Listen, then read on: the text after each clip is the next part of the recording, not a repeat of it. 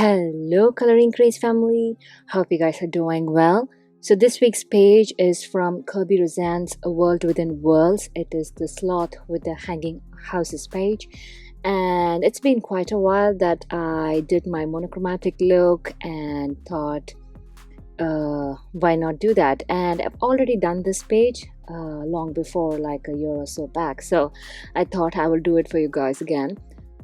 So we have a very limited palette here, and I'm using the DELI pencils, and you can also see that I've written Star Joy on the pencil color card, because when I purchased it was like Star Joy DELI pencils, and that's why I wrote it like that. But now I think they're separated, so for your information I'll put the link below if you want to check out these pencils. And these are not wax based, they are oil based, so you know they are a little bit hard to handle, but the color payoff is very nice, and for a very cheaper price you get a very good color payoff is what I would say. And the color range is very nice, and this is the 120 pencils set which I own. And as usual, we start with the darker tones here, the shadow colors first, and I go with my black first and then go on with my blue shades. And I used all the blue colors which were there from the palette, and a teal color, you know, for a little bit of variation. Yeah, I color a part of the sloth for you guys, and also part of the trunk he's holding on to, and then I also show you guys how to color a little bit of leaves here and there, and also the houses. And once we are done with that, we'll see how I did the background.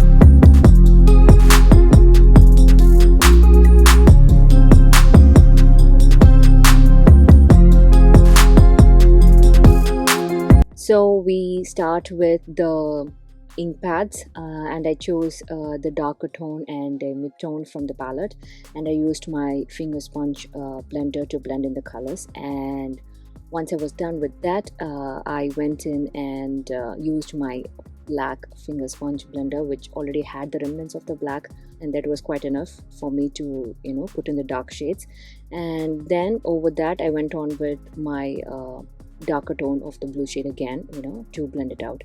And then I used my MUNGYO oil pastels, three blue shades and white from the palette, and I went in and put some dots here and there, hoping to create a easier version of bouquet background, but didn't turn out as I expected. But then I managed it with my Derwent electric eraser, and went in and put some circles, erased some circles here and there out of the background. You guys can totally avoid the oil pastels and just go along with the electric eraser if you have one, and do the circles to have the bouquet effect. You can also use a stencil to carve out the circles out of the background. Since these ink pads are very light, they can be easily lifted off the paper, and they will give you that bokeh effect. That would be a better way to do the background. And instead of the ink pads to do the shades which we did earlier, you can also use the pastels for that. And when you lift off with the electric eraser, it'll be easier and it'll be more vibrant, I guess, for the bouquet effect instead of using the ink pads. So we make mistakes and we learn from that. And yes, after which I went in with my white gel pen, and then aligned the side of the leaves which are towards the inside facing the houses, so that it'll have that glowing effect. And then I went in with my black pencil to reiterate the wings and the leaves branches all over, so that it will have that depth to the page. After I went in with my black pencil, I mixed some white paint with a little amount of water and sprinkled all over the page to have that snowy effect. And I also put some snow here and there on the slot and the branch and on the leaves. And it turned out very nicely. Even though I did not achieve my bouquet background, I was quite happy with how it turned out, and I hope you guys had fun watching this. I hope you guys will give this a try, and please like, share and comment if you do. And if you have any doubts, please post it in the comment section, and I'll try my best to clarify it for you all. So I will see you all next week. Until then, happy coloring. Bye.